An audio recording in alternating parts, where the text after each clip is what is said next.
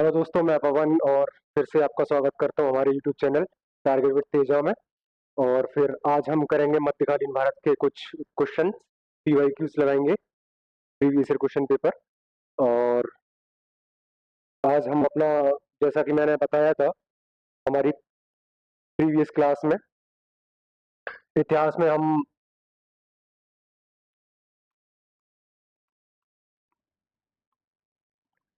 3 part में कर रहे हैं अभी। ठीक है, प्राचीन भारत,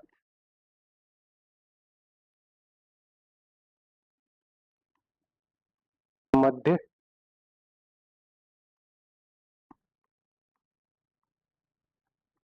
मध्यकालीन भारत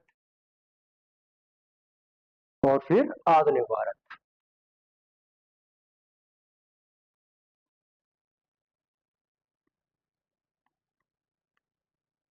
ठीक है, तो प्राचीन भारत के हम क्वेश्चंस पीवाईक्यूज लगा चुके हैं, 2 क्लास हमने इसमें कर ली है। आज हम शुरू करेंगे मध्यकालीन भारत की। इससे हमें पता चलेगा कि कितना डीपी हमको पढ़ के लेके चल रहा है, कितना अच्छे से क्वेश्चंस को प्रिपेयर करें।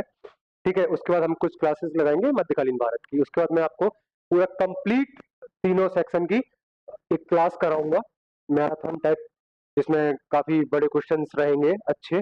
ठीक है, रिसेंटली जो पूछे गए हैं, मिक्स तरीके से कहा जाए तो, ताकि आपको क्लियरिटी रहे कि प्राचीन भारत से है क्वेश्चन, मध्यकालीन भारत से है या आधुनिक भारत से क्वेश्चन है। ठीक है, तो शुरू करते हैं हम अपना पहला क्वेश्चन आज। पहला क्वेश्चन है हमारा, अलाउद्दीन खिलजी द्वारा लगाया गया खराज कर किसान की उपज के लगभग कितने प्रतिशत के बराबर होता था? ये सारे के सारे हम मध्यकालीन भारत से क्वेश्चन को कर रहे हैं। ठीक है, तो पहला क्वेश्चन हमारा, अलाउद्दीन खिलजी द्वारा लगाया गया खराज कर किसान की उपज के लगभग कितने प्रतिशत के बराबर होता था? तो हमारा ऑप्शन नंबर ए है 10%, ऑप्शन बी है 50%, ऑप्शन सी है 25%, ऑप्शन डी है 20%। तो बताएं बच्चों, इसका आंसर क्या है? इसका सही आंसर होगा ऑप्शन नंबर बी, 50%। ठीक है, इसका सही आंसर क्या होगा? राइट आंसर क्या होगा? 50%। ठीक है, अलाउद्दीन खिलजी मध्यकालीन भारत में एक बहुत बड़ा नाम है, जिसने कुछ इसके बारे में हम बात कर लेते हैं। बाजार मूल्य नियंत्रण इसने किया था, जिसके लिए बहुत ज्यादा कहा जाए फेमस है। बाजार मूल्य नियंत्रण प्रणाली लागू की थी इसने।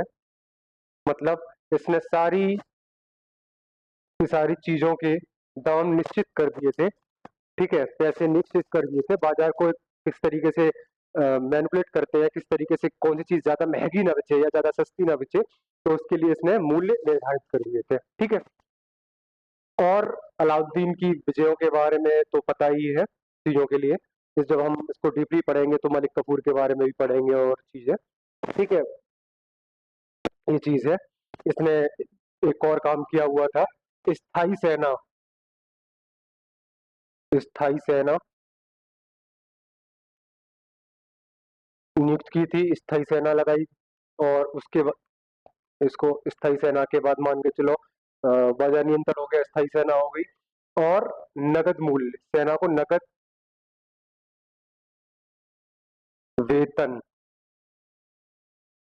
नगद वेतन देना शुरू कराया। ठीक है, ये अलाउद्दीन के बारे में कुछ हो गए। ये दूसरा अलाउद्दीन वंश का, जो खिलजी वंश था, उसका दूसरा शासक था अलाउद्दीन खिलजी। ठीक है, इसका सही आंसर होगा 50%, ऑप्शन नंबर बी हमारा सही है। क्वेश्चन नंबर 2 की बात करें तो ताजमहल की प्रतिकृति बीवी का मकबरा कहाँ स्थित है? तो बच्चों, इसका सही आंसर बताएं मुझे, क्या होगा? ताजमहल की जो प्रतिकृति है, बीवी का मकबरा, वो कहाँ स्थित है? Option number, question number 2। तो हम ऑप्शन को एक्सप्लोर कर लेते हैं। ऑप्शन ए है चंद्रनगर, चंद्रनगर, ऑप्शन बी है कटक, ऑप्शन सी है अहमदाबाद, ऑप्शन डी है औरंगाबाद। तो इसका सही आंसर बताएं मुझे, क्या होगा? तो कुछ सही क्वेश्चंस के बाद इसका सही आंसर होगा औरंगाबाद। ठीक है, इसका सही आंसर क्या होगा? औरंगाबाद। अब हम बात करते हैं इसके बारे में, बीवी का मकबरा। बीवी का मकबरा औरंगजेब ने बनवाया था।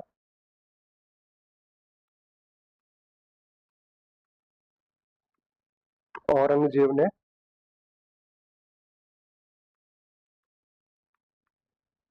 बनवाया, ठीक है। और इसे यहाँ पे जो लिखा है ना ताजमहल, तो इसको ताजमहल की फूहड़ नकल भी बोलते हैं। ताजमहल की फूहड़ नकल,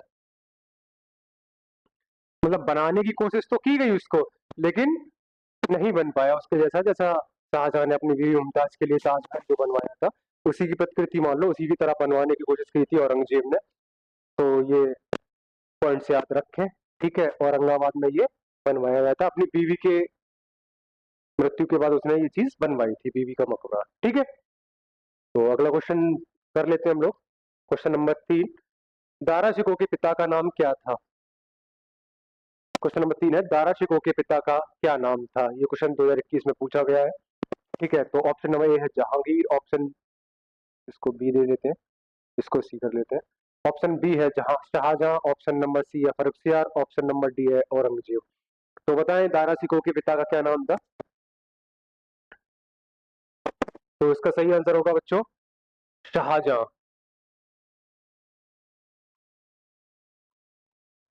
राइट आंसर क्या होगा? शाहजहां, ठीक है। इसका सही आंसर क्या होगा? शाहजहां। अब दारा शिकोह के बारे में थोड़ा सा हम इसका परिचय दे देते हैं। दारा शिकोह शाहजहां का ज्येष्ठ पुत्र था।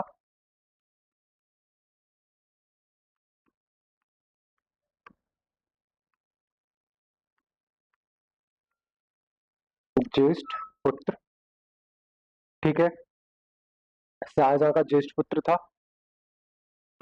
और ये बहुत ज्यादा कहा जाए, एक बार विद्वान, जो हमारे कहा जाए कि राजाओं में, जो विद्वान राजाओं में, तो इसका अगर ये जीवित रहता, अगर ये राजा बनता या बादशाह बनता, राजा तो नहीं कहते, मुगल में उसको बादशाह कहते थे, अगर ये बादशाह बनता तो अकबर के समान इसकी ख्याति रहती। ये इतिहासकार बोलते हैं कि इतिहासकार जो ये काफी पढ़ा लिखा भी था, और काफी ज्यादा, इसने उपनिषदों में फारसी अनुवाद किया उपनिषदों का, और काफी ज्यादा समझदार कहा जाए, सिंसियर कहा जाए, और मतलब धार्मिक नीति एक तरीके से नहीं मानता था। ये चीज है, न्यूट्रल होके बात करने वाला, जैसे अकबर, अकबर का नाम इसलिए बहुत ज्यादा है कि सहिष्णु काफी ज्यादा था, वैसे ही दारा शिकोह का नाम काफी फेमस है, जो शाहजहां का पुत्र था।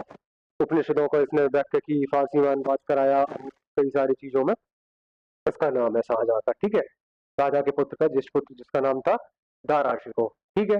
अब दारा शिकोह राजा नहीं बन पाया, क्यों नहीं बन पाया, इसकी जगह कौन बना, क्या है वो आगे हम बात कर लेंगे, ठीक है। जहांगीर, जहांगीर के बारे में तो ये जहांगीर जो था अकबर का पुत्र था, फर्रुखसियार, इसके बारे में बात करोगे उत्तर प्रवर्ती मुगल जो थे उसमें आएगा, औरंगजेब के बाद जो शुरू हुआ था, जहांगीर के बाद ये बना फर्रुखसियार, फिर औरंगजेब। इन सब की एक क्रोनोलॉजी मैं आपको बता दूंगा, मुगल पूरा वंश एक तरीके से, पूरा किस तरीके से, कब कौन था, किसके बाद कौन आया, कौन नहीं आया था, किसका क्या काम रहा, वो सारे के सारे मैं आगे बता दूंगा। फिलहाल तो ये क्वेश्चन का सही आंसर होगा शाहजहां, ठीक है। शाहजहां का ज्येष्ठ पुत्र था। क्वेश्चन नंबर 4 है, पानीपत की तीसरी लड़ाई वो लड़ी गई थी, पानीपत की जो तीसरी लड़ाई जो लड़ी गई थी वो कब लड़ी गई थी, वो ईयर हमको बताना है पानीपत का, कि कब लड़ी गई थी पानीपत की तीसरी लड़ाई, ठीक है बच्चों। तो इसका ऑप्शन ए है 24 जनवरी 1761 में, ऑप्शन बी है 26 नवंबर 1773 में, या ऑप्शन सी है 31 अगस्त 1796 में, या ऑप्शन डी है 8 अप्रैल 1782। बताएं मुझे कि पानीपत की तीसरी लड़ाई कब हुई थी, बेसिकली क्वेश्चन नंबर 4। तो इसका सही आंसर बच्चों क्या होगा? पानीपत की तीसरी लड़ाई हुई थी 1761, 14 जनवरी 1761 में। इसका सही आंसर ये होगा, राइट आंसर, इसका राइट आंसर होगा 1761। अगर आपको मंथ या डेट भी नहीं पता है, अगर एक तरीके से आपको ईयर भी याद रही होगी तब भी आप इसका सही ऑप्शन लगा सकते हैं, करेक्ट आंसर लगा देंगे। तो हम बात कर लेते हैं थोड़ा सा पानीपत की तीसरी लड़ाई के बारे में। तो पानीपत की तीसरी लड़ाई, तो कुछ चीजें मैं यहाँ पे बता देता हूँ। पानीपत में बेसिकली 3 लड़ाइयाँ हुई।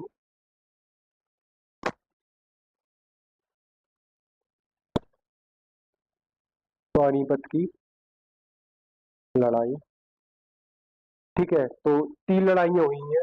फर्स्ट जो थी वो 1526, जिसको बाबर एट इब्राहिम लोदी, इब्राहिम लोदी के बीच में हुई। दूसरी जो सेकंड पानीपत का वॉर हुआ था या लड़ाई हुई थी, वो हुई है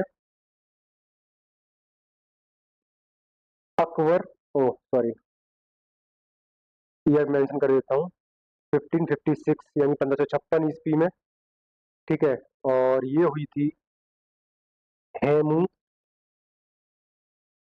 एंड अकबर,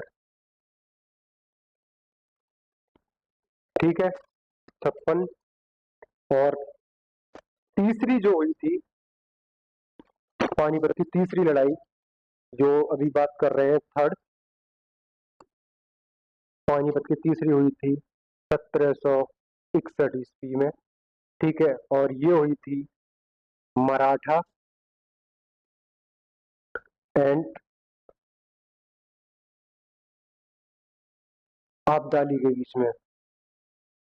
बहादुर शाह अब्दाली नाम था इसका।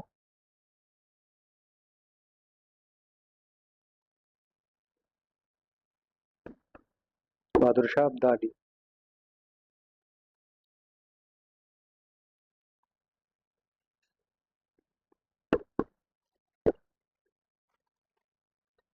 ठीक है।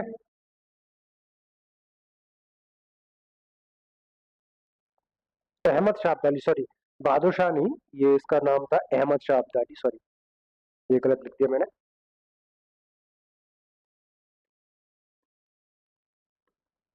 अहमद शाह अब्दाली, ठीक है, अहमद शाह अब्दाली के बीच में हुई थी। तो 3 लड़ाइयाँ हुई हैं पानीपत की, तो तीनों के बारे में मैंने आपको बता दिया, इसको थोड़ा सा याद रखें आप लोग, पूछ लिया जाता है कई सारे क्वेश्चन में, ठीक है। चलो अब आगे बढ़ते हैं। क्वेश्चन नंबर 5, 1757 में प्लासी का युद्ध किसने जीता था? यानी जो प्लासी का युद्ध हुआ था वो किसने जीता था? तो इसका सही आंसर बताएं बच्चों, क्या होगा इसका सही पहले ऑप्शन को एक्सप्लोर कर लेते हैं। ऑप्शन है, ऑप्शन नंबर ए है British East India Company, option B Bengal के नवाब, ऑप्शन सी है मराठा, ऑप्शन डी है अवध के नवाब। तो प्लासी का ये जो वॉर हुआ था, जो युद्ध हुआ था प्लासी का सन 1757 में, वो किसने जीता था? बताया मुझे इसका सही आंसर। तो इसका सही आंसर होगा ऑप्शन नंबर ए, right answer, east India company ने जीता था, ठीक है। 1757 में प्लासी का वॉर हुआ था, किस किस के बीच में हुआ था ये हुआ था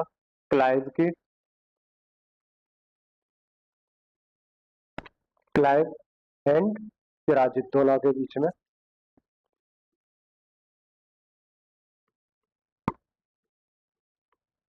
ठीक है बच्चों, सिराजुद्दौला, ये इनके बीच में वॉर हुआ था। और क्लाइव जो था वो ईस्ट इंडिया कंपनी की तरफ से लड़ा था, और जो सिराजुद्दौला था तो वो बंगाल का नवाब था, ठीक है। जिसको इसके सेनापति जिसका नाम था मीर जाफर,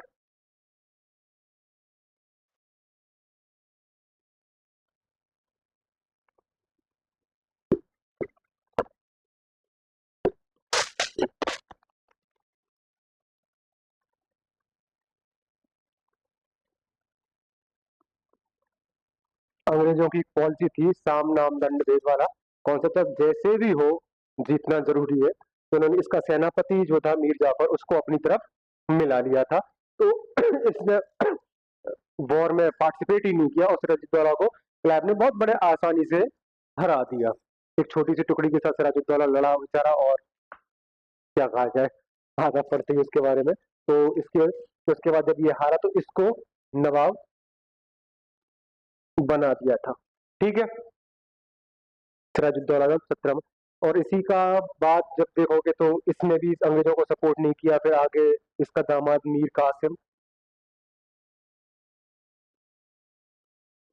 कासिम इसका जो दामाद था, इसको नवाब बनाया गया।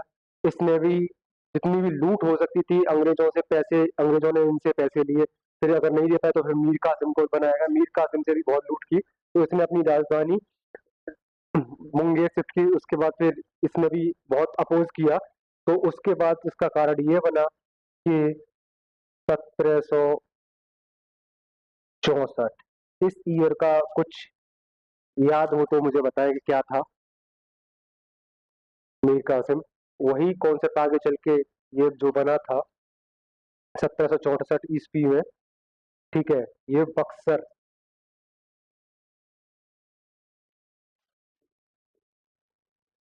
बक्सर का युद्ध फिर हुआ था।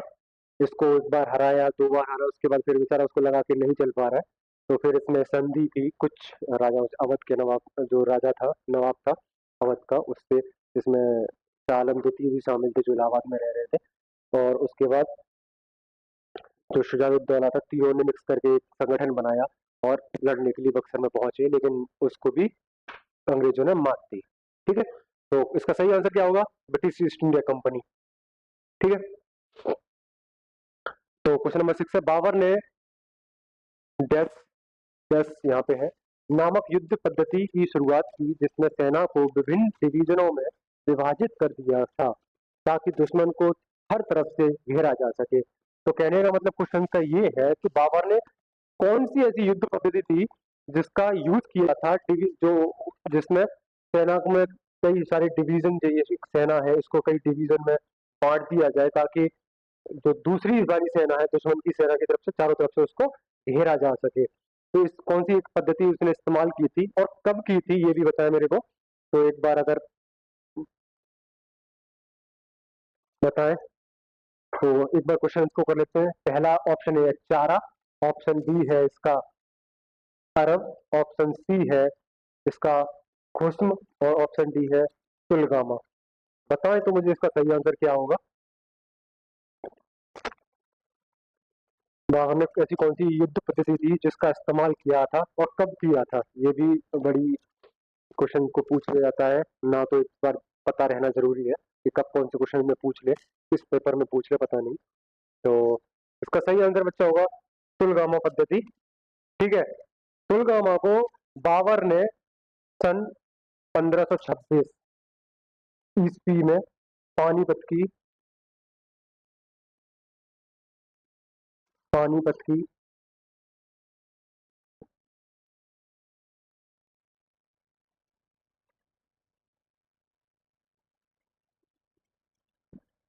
पानीपत की लड़ाई में प्रयोग किया।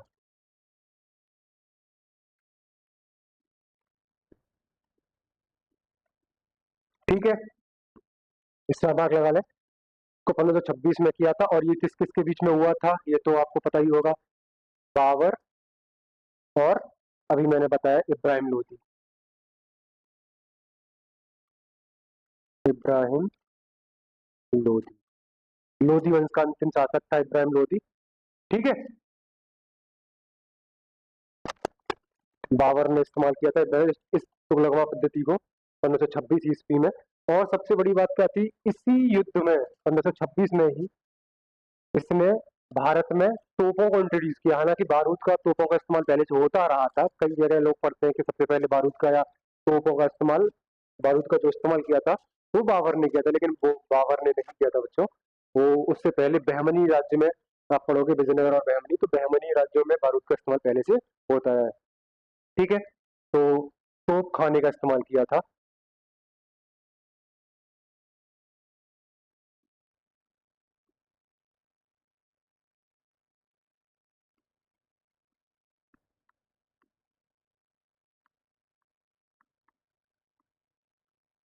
तोप खाने का प्रयोग। ठीक है, तो बाबर ने तोप खाने का इसमें प्रयोग किया था। इसके बारे में कुछ मैं बता देता हूँ, इस पद्धति का क्या होता है। इस पद्धति में क्या होता है, दो ये पार्टीशन है, ये बाबर का कॉन्सेप्ट मान लो, बाबर, ये अपोजिशन लोधी का मान लो, ठीक है, ताकि आपको थोड़ा सा याद रहे। इसकी एक सेना थी, इसने अपने डिवीजन में इसको बांट दिया, कुछ यहाँ लगा दिए, कुछ यहाँ लगा दिए, और कुछ का पार्टिसिपेट करके इधर छोड़ के रखे। जब ये लोग इधर से आते थे ना, तो बाकी की इसकी इधर की टुकड़ी इधर से कवर करती, इसकी एक टुकड़ी इधर से कवर करती। तो ये अपोजिशन को लगता कि बहुत बड़ी सेना है, बहुत बड़ी सेना है, तो ऐसा नहीं था। ठीक है, और तोपों का इस्तेमाल किस तरीके से करा था, बड़ा ही रोचक है।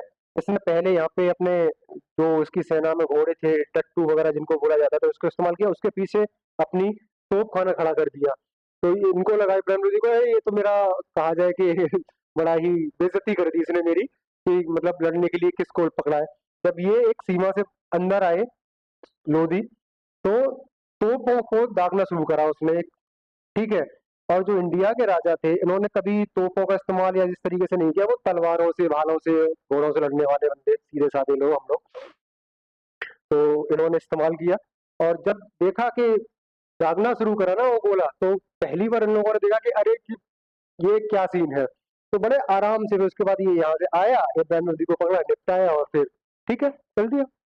तो ये चीज है, ठीक है। ये बड़ा ही इंटरेस्टिंग एक कॉन्सेप्ट मैंने बताया, शायद आप होप सो कि आपको ये चीज याद रहेगी। ये तुगलकमा विधि थी, ठीक है, और ये सारी चीजें बता दी। और बाबर कौन था ये तो पता ही है आपको, ये मुगल वंश का संस्थापक, मुगल वंश का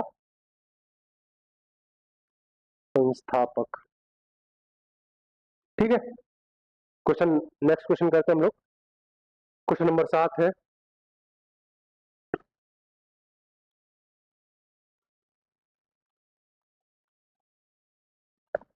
ठीक है बच्चों, क्वेश्चन नंबर 7 करते हैं हम लोग। मौर्य साम्राज्य के तीर्थ यात्रियों पर लगाए जाने वाले कर का नाम क्या था? इनमें से कौन सा एक कर है जो तीर्थ यात्राओं की, जो तीर्थ यात्रा करते थे, तीर्थ यात्रियों पे लगाया जाता था? मौर्य वंश या मौर्य साम्राज्य की बात करें तो इस बारे में हम बात कर चुके हैं कल वाली क्लास में, वो मैंने बड़े अच्छे से आप लोगों को बता दिया था, संस्थापक कौन था, क्या था, कैसा है, ठीक है।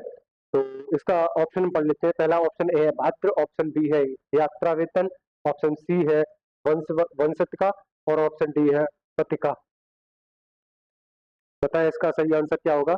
भद्र होगा, यात्रा वेतन होगा, वंशतिका होगा, या पादिका होगा? तीर्थ यात्राओं पे जो कर लगाया जाता था मौर्य राजाओं द्वारा, या साम्राज्य मौर्य राजाओं ने जो कर लगाया था, वो बताएं क्या होगा? तो इसका सही आंसर होगा यात्रा वेतन, ठीक है। इसका सही आंसर क्या होगा? राइट आंसर क्या होगा? यात्रा वेतन, ठीक है। मौर्य साम्राज्य के बारे में, चंद्रगुप्त मौर्य इसके संस्थापक थे, कौटिल्य इसके मंत्री थे, और उनमें से ही बिंदुसार, अशोक और कई सारे हैं। तो कौटिल्य ने अर्थशास्त्र की, इस बारे में मैं बता चुका हूँ आपको। अर्थशास्त्र में अगर हम डीडी इसको पढ़ेंगे तो 18 अध्यक्ष जो इसके विभाग थे उनका जिक्र किया है इसने, कौन सा डिपार्टमेंट कौन चलाएगा, उनके अध्यक्ष क्या है, ये कभी कभी पूछता है एक दो क्वेश्चन में। तो मैं उस बारे में कुछ कुछ इंपोर्टेंट जो होंगी वो मैं आपको बता दूँ, ठीक है। तो क्वेश्चन नंबर 8 है, मुगल सम्राट शाह आलम द्वितीय ने ईस्ट इंडिया कंपनी को बंगाल प्रांत का दीवान किस वर्ष या किस वर्ष उसको नियुक्त किया था? तो क्वेश्चन नंबर 8 कह रहा है कि मुगल सम्राट जो शाह आलम द्वितीय था, ईस्ट इंडिया कंपनी को बंगाल का दीवान जो बनाया गया था, वो किस वर्ष बनाया गया था? अगर थोड़ा सा आपको पता होगा तो मैंने अभी इससे पहले क्वेश्चन में थोड़ा सा जिक्र किया था इस चीज का, ठीक है। तो ऑप्शन ए है 1865, ऑप्शन बी है 1765, ऑप्शन सी है 1735, ऑप्शन डी है 1665। मतलब इसका सही आंसर क्या होगा? बड़ा ही चीज है, अब आप इसको चीज को कभी नहीं भूलेंगे, जैसे मैं अभी आपको बताऊंगा तो बड़े अच्छे से आप इस चीज को याद रखोगे। तो इसका सही आंसर होगा 1765। राइट आंसर इसका क्या होगा? 1765, ठीक है। अब 1765 ही क्यों होगा, ये चीज का इससे पहले मैंने जिक्र किया हुआ था, वो मैं आपको जोड़ देता हूँ एक बार के लिए।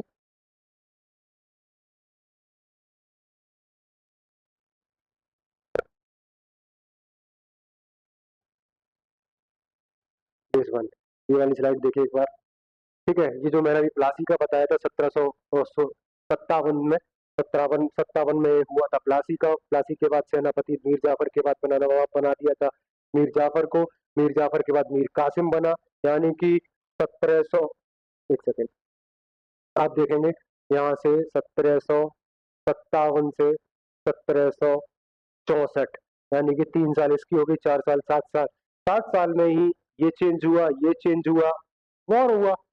ठीक है, क्योंकि जिस तरीके से लूट अंग्रेज चाह रहे थे ना, इन लोगों ने अपोज कर दिया था, तो वॉर तो होगा ही, सिंपल सा है।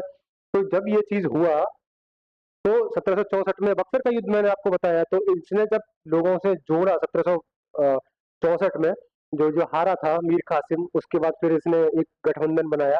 अब बात कर लेते हैं इस वाले क्वेश्चन में, जिसमें इसका सही आंसर क्या होगा, तो मैं बता देता हूँ। 1765 का मतलब ये है शाह आलम द्वितीय। सालम इसको बक्सर का जो युद्ध हुआ था, बक्सर युद्ध कब हुआ था? 1764। और किस किस के बीच में हुआ था, ये मैं बता देता हूँ। ये हुआ था, 3 पार्टी एक साइड से थी, अंग्रेज अकेले थे। ठीक है, तो इसमें कौन कौन लोग शामिल थे? पहला था शाह आलम द्वितीय,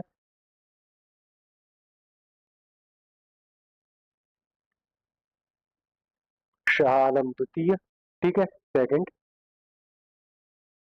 प्लस मीर कासिम,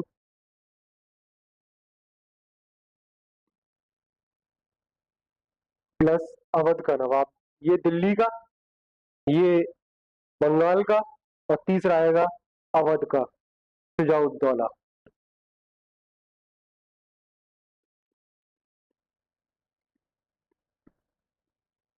ठीक है, ये जब बंगाल था तो इसको जब हरा दिया गया था, इससे पहले ये हारा हुआ था। तो यहाँ से एक ग्राफ में बताऊं, तो थोड़ा सा जल्दी से कर लेते हैं। इस तरीके से इंडिया का मैप, ठीक है, ये यहाँ पे हमारा लगभग बंगाल पड़ता था, यहाँ देखोगे तो वो है हमारा अवध।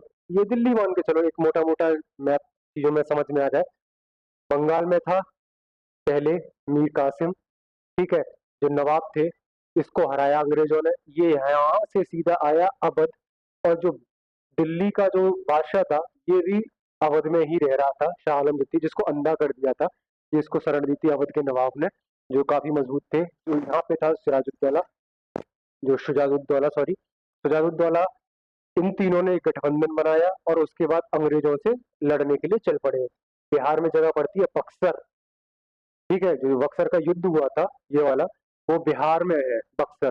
बक्सर में वॉर हुआ था, और उसके बाद फिर अंग्रेजों ने इन तीनों को हरा दिया। ठीक है, तो उसके बाद जब हारे, तो उसके बाद जो दिल्ली का शासक था शाह आलम द्वितीय, जो जिसका पूरा मुगल जो थे उसी का सम्राट बादशाह था ये, तो उसको फिर उन्होंने ट्रिटी मतलब संधि करने के लिए बाध्य कर दिया कि अब हारे हो तो हमारे हिसाब से संधि होगी, और आगे क्या होगा। तो वही चीज का जो संधि हुई थी 1700, दो तरीके से, 1764 में एक हुई थी, 1764, और एक 1765। ठीक है, 1700, इनको बोलते इलाहाबाद की संधि,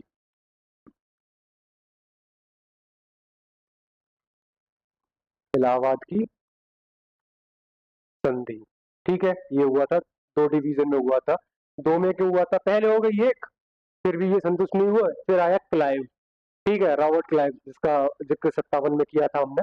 तो ये आया, इसने फिर से इसको बना के जब भेजा था ईस्ट इंडिया कंपनी ने, इसने दोबारा आके फिर एक और संधि करी कि भाई ये कंप्लीट नहीं है, अब कंप्लीट होगी, इस तरीके से। ठीक है, तो उसने रख दिया कि क्या है। तो इस चीज का थोड़ा इंपॉर्टेंट चीज है, ये याद रखना।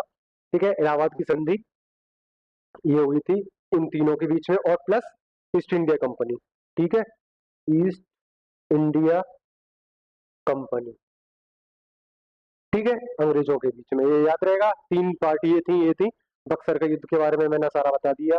वॉर के बाद फिर जो ट्रिटी हुई थी 1665 में, ये 1765 में ये हुई थी। ठीक है, 64 में वॉर हुआ था, ट्रिटी हुई, फिर 65 में भी एक ट्रिटी हुई, जिसमें इस संधि में क्या किया गया था, जो बता देता हूँ। जो शाह आलम द्वितीय था ना, तो क्लाइव ने बंगाल, जो एक समृद्ध प्रांत था भारत का, उसमें दीवानी ले ली। दीवानी का मतलब जानते हैं ना बच्चों आप लोग? दीवानी का मतलब होता है, दीवान जो होता है ना, आपने एक नॉर्मल भाषा में दीवान पढ़ा होगा कि दीवानी है, या तो उसमें रेवेन्यू जो कलेक्ट करते हैं, जो राजस्व कलेक्ट करते हैं, ठीक है, तो टैक्स क्या लगाना है, किससे कितना वसूली करनी है, किससे कितना रेवेन्यू लेना है, एक तरीके से भू राजस्व हो गया, टैक्स हो गया, जैसे व्यापार पे टैक्स लगा के, तो वो सारा का सारा काम किसको मिला था? वो ईस्ट इंडिया कंपनी ने अपने हाथ में ले लिया। ये ब्रेन देख रहे हो आप, मतलब कितना सोच का था। पैसा इनको मिल रहा है, राज्य करने का काम दे दिया इसको, क्या कहते हैं, जो नवाब था उसको। अब बंगाल के नवाबों को बोला कि तुम राज्य करो और टैक्स कलेक्शन हम करेंगे, और जो भी टैक्स लगेगा उसको हम करेंगे, भू राजस्व जो भी होगा वो हम जनरेट करेंगे, सारा का सारा पैसा मतलब ये चलाएंगे, और राज्य करने के लिए तुम दे दो। अब जिसके पास पैसे ही नहीं होगा तो वो क्या राज करेगा, बताओ आप मेरे को। सिंपल सा लॉजिक है। तो वो तो अपने हिसाब से उसको चलाएंगे। तो ब्रेन सच में ही अंग्रेजों के पास बहुत था, इसमें कोई दो राय नहीं है, कंपैरिजन में देखा जाए तो। ठीक है, उन लोगों ने किया, दीवानी ले ली, और ये चीज था, वो ये हुआ था। ठीक है, इसी के इसी को बोलते हैं, एक बता देता हूँ मैं थोड़ा सा, आपने शायद थोड़ा सा पढ़ा होगा या आप पढ़ेंगे उसमें, तो मैं आपको बताऊंगा। तो उसको बोलते हैं द्वैध शासन। द्वैध शासन प्रणाली। ठीक है, द्वैध शासन प्रणाली, इसी को बोलते हैं, जो मैंने बताया ना, दीवानी अलग है और जो क्या कहते हैं व्यवस्था है वो अलग है। ठीक है, राज व्यवस्था जिसको चलाने के लिए, तो न्याय व्यवस्था, दीवार व्यवस्था, वो सारे के सारे वो चला रहे थे नवाब, और जो दीवानी व्यवस्था थी वो सारे के सारे टैक्स कलेक्शन और पैसा जो भी है वो अंग्रेज करेंगे। ठीक है, ये के सारे के सारे द्वैध शासन प्रणाली जो 72 तक कायम रही थी, 1772 तक। ठीक है, जो वारेन हेस्टिंग आया फिर उसने ये चीज हटाई। तो कई सारे लोग इसको बोलते हैं, ये व्यवस्था बहुत ज्यादा ही कॉन्ट्रीवर्स बोला जाए, बहुत ज्यादा ही विवाद वाली कहा जाता है इतिहास में इसको, क्योंकि अंग्रेजों ने इस टाइम पे इतना ज्यादा लूट करी, इतनी लूट करी, कि मतलब जो एक समृद्ध प्रांत था ना, बंगाल, ट्रेड चलता था, बहुत ज्यादा अच्छा खासा पैसा था, सारा इतना ज्यादा लूटा इन्होंने कि लूट के मतलब कहा जाए कि सीधा इंग्लैंड लेके गए। पर्सनली भी लेके गए, ईस्ट इंडिया कंपनी ने तो लिया ही लिया। जो लोग यहाँ पे कहा जाए ब्यूरोक्रेट्स थे, या जो लोग यहाँ पे काम कर रहे थे, वो सारे सारे पर्सनली भी लोगों ने बहुत ज्यादा लूटा। ठीक है, तो क्वेश्चन नंबर अगले पे बात कर लेते हैं। क्वेश्चन नंबर 9, निम्नलिखित में से किस शासक ने दीवान इलाही की एक नई जीवन शैली या धर्म की शुरुआत की थी? ये बड़ा अच्छा क्वेश्चन है, दीवान इलाही, ये याद रखने वाला कॉन्सेप्ट है। ये किसने लागू की थी जीवन शैली, या उस शासक का नाम बताया। पहला शासक है बहादुर शाह द्वितीय, दूसरा है Akbar, option number B, option number C है जहांगीर, ऑप्शन नंबर डी है शाहजहां। बताया इसका सही आंसर क्या होगा? हम थोड़ा सा ज्यादा डीपली तो नहीं पढ़ रहे हैं क्या बच्चों? थोड़ा सा अगर आपको ज्यादा लग रहा है तो मैं कम कर दूंगा, कोई इशू नहीं है। मेरे हिसाब से थोड़ा सा एक्सप्लोर करते जाओगे तो एक्स्ट्रा इन्फॉर्मेशन में आपको कई सारी चीजें कवर हो जाती हैं, कि क्या था क्या नहीं है। कुछ कम होगा तो मैं कर दूंगा, उसमें कोई इशू नहीं है। ठीक है, तो बात कर लेते हैं इसका सही आंसर क्या होगा। इसका सही आंसर होगा अकबर। दीवानी इलाही ये इसने लागू करी थी 52 में, ईस्वी में। ठीक है, दीवानी इलाही इसको लागू किया था 1852 में, अकबर द्वारा ये लागू की गई थी। और ये एक तरीके से जीवन शैली, नया धर्म जो अकबर था उसने इसको स्वीकार करने के लिए सभी के लिए उसने बनाया था, ये ठीक है, दीवानी इलाही। ठीक है, इसको इकलौता जो हिंदू था जिसने इसको स्वीकार किया, दीवानी इलाही को, उसका नाम क्या है बच्चों? ये क्वेश्चन पूछ लिया जा सकता है, तो मैं आपको एक बार इन्फॉर्मेशन दे देता हूँ कि कभी कोई क्वेश्चन या किसी पेपर में पूछ दे कि किस हिंदू शासक ने इसको पहले, हिंदू शासक ने स्वीकार किया। ठीक है, तो वो इकलौता था बीरबल।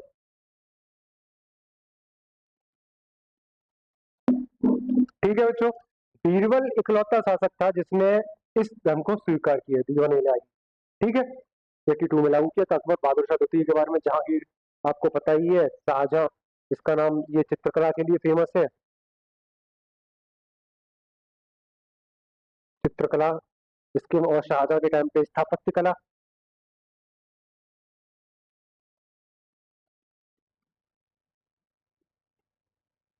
ठीक है, अब इसका डिफरेंस तो आपको चित्रकला अंदर पेंटिंग्स जो होती हैं उसके बारे में जिक्र किया गया है। ज्यादा से ज्यादा जब चित्रकला की बात होगी ना तो जहांगीर का नाम आएगा, ये हमेशा याद रखना। मुगल, जब आप पढ़ोगे मुगल वंश, तो मुगल वंश में जब चित्रकला पूछे कि चित्रकला में सबसे ज्यादा किसने योगदान दिया, इस कला में कौन सा था, तो जहांगीर ने बहुत ज्यादा इसको सपोर्ट किया था। करा तो और भी रहा है, लेकिन सबसे ज्यादा इसमें हुआ था।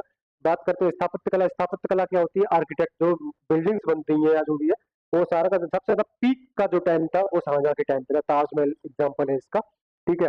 दिल्ली का लाल किला हो गया, और मोती मस्जिद हो गई आगरा की, ये सारे के सारे शाहजहां नवाब, इसने पूरा दिल्ली, पुरानी दिल्ली जिसको बोलते हैं, वो शाहजहां ने ही बसाई थी। ठीक है, क्वेश्चन आगे बढ़ लेते हैं हम लोग। तो क्वेश्चन नंबर 10 है, वेद ऋषि कपिल का संबंध भारतीय दर्शन के संप्रदाय किस संप्रदाय से है? भारतीय दर्शन के किस किस संप्रदाय से था? ठीक है। अच्छा, ये एंशिएंट पे क्वेश्चन है, कोई दिक्कत नहीं है, इसको कर लेते हैं। ये बहुत ही रिपीटेड क्वेश्चन है, बहुत ज्यादा पूछा जाता है पेपर में, इसका पैटर्न यही है, क्वेश्चन पूछा जाता है कि इंपोर्टेंट क्यों है वो भी मैं बता दूंगा। तो इसका सही आंसर बताओ तो ऑप्शन ए है न्याय, ऑप्शन बी है वैशेषिक, ऑप्शन सी है सांख्य, ऑप्शन डी है मीमांसा। तो बताएं इसका सही आंसर क्या होगा?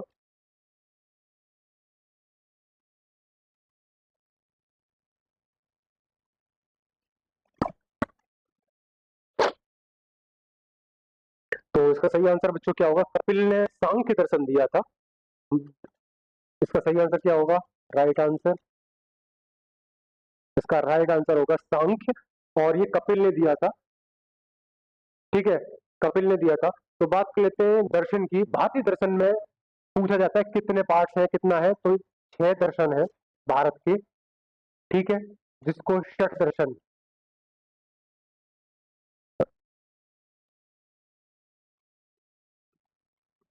षट दर्शन बोला जाता है। ठीक है, इनकी संख्या 6 है, षट दर्शन बोला जाता है इसको। और षट दर्शन बोला जाता है, ठीक है, 6 दर्शन है। एक सेकंड, इसको ठीक से कर देता हूँ मैं। ठीक है,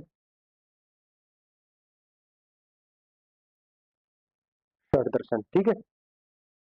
तो ये चीज ज्यादा षट दर्शन बोला जाता है इसको, 6 दर्शन है। तो 6 के नाम मैं कंप्लीटली करा देता हूँ आपको, ताकि आपको याद रहे। न्याय, वैशेषिक 2, तीसरा है सांख्य, चौथा है मीमांसा, और औपचार पांचवा हम लिख लेते हैं, और 6 लेते हैं। ठीक है, तो पांचवा है मीमांसा हो गया। इसको पूर्व मीमांसा भी बोलते हैं, पूर्व मीमांसा। ठीक है, एक होता है उत्तर मीमांसा, उत्तर मीमांसा, और इसी को बोलते हैं वेदांत। ठीक है, और ऑप्शन योग। ठीक है, इसके नाम बच्चों याद रखना, 6 दर्शन है। 6 दर्शन मैंने आपको कंप्लीट करा दिए हैं। मीमांसा, पूर्व मीमांसा, उत्तर मीमांसा, योग एक है। अब इनके प्रवर्तक या जो दार्शनिक है संप्रदाय से संबंधित, तो इसको लिख देता हूं मैं। न्याय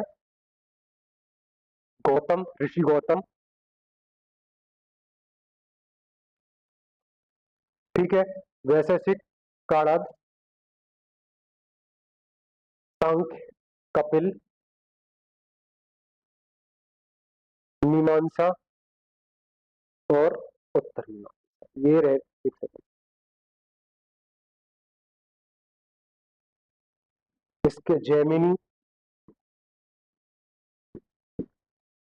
ठीक है, उत्तर मीमांसा के बाद नारायण,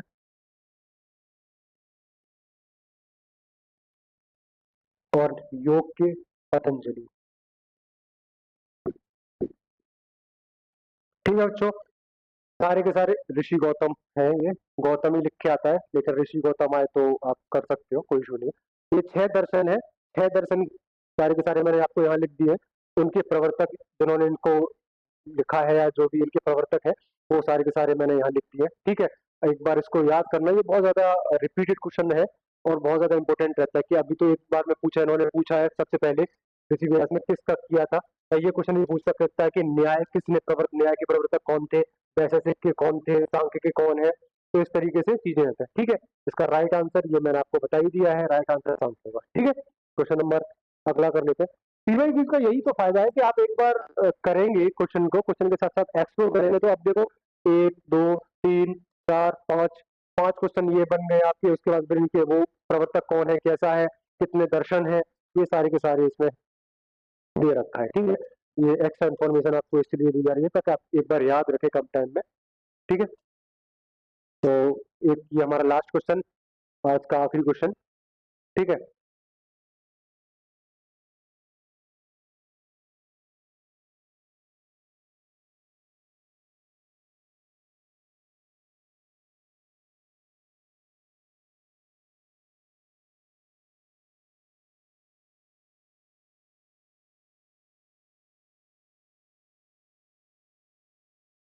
और राजेश्वर मंदिर, राजराजेश्वर मंदिर निम्न में से किस देवता को समर्पित है? तो ये क्वेश्चन बताएं। ये हमारा दक्षिण भारत से संबंधित क्वेश्चन है। ठीक है, ये क्वेश्चन मध्यकालीन भारत से ही है लेकिन दक्षिण भारत, दक्षिण भारत, दक्षिण भारत से संबंधित ये क्वेश्चन है। ठीक है, बताएं तंजावुर का राजराजेश्वर मंदिर किस देवता को समर्पित है? तो इसका सही आंसर बताया बच्चों। ऑप्शन ए है भगवान कृष्ण को, ऑप्शन बी है भगवान शिव को, ऑप्शन सी है भगवान राम को, ऑप्शन डी है भगवान गणेश को। बड़ा ही अच्छा क्वेश्चन है, ये पूछा गया क्वेश्चन है।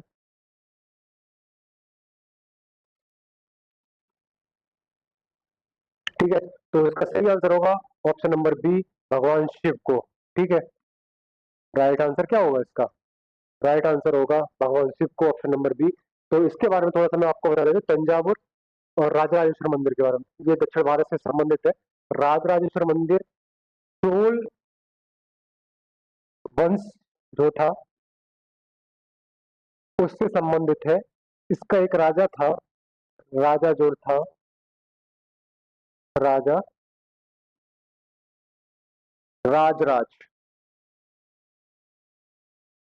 राजराज जो इसके राजा थे, उन्होंने इसको राजेश्वर मंदिर बनाया। इसी को बृहदेश्वर मंदिर भी बोलते हैं। ठीक है, इसी को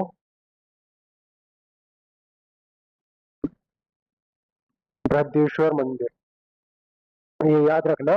अभी इसमें राजराज दे रखा है, बृहदेश्वर मंदिर भी अगर आता है तो आप पकड़ लेंगे तो ये क्या था, राजराज ने बनवाया।